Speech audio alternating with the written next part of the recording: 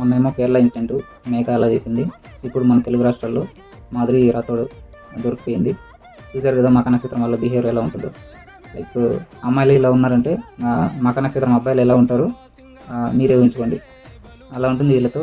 మక నక్షత్రం వాళ్ళతో మీరు ఏదైనా కానీ మీ రిలేషన్షిప్లోకి ఎంటర్ అవ్వాలంటే అసలు మక నక్షత్రానికి సంబంధించిన పేరెంట్స్ ఏమేమి జాగ్రత్తలు తీసుకోవాలి, ఇలాంటివి జరగకుండా ఉండాలి వాళ్ళ లైఫ్లో అంటే మక నక్షత్రం వాళ్ళకి అమ్మాయి అయినా అబ్బాయి అయినా వీలైనంత తొందరగా ఆఫ్టర్ క్రాసింగ్ 20s ఇమీడియట్లీ వాళ్ళకి మ్యారేజ్ చేసేయాలండి.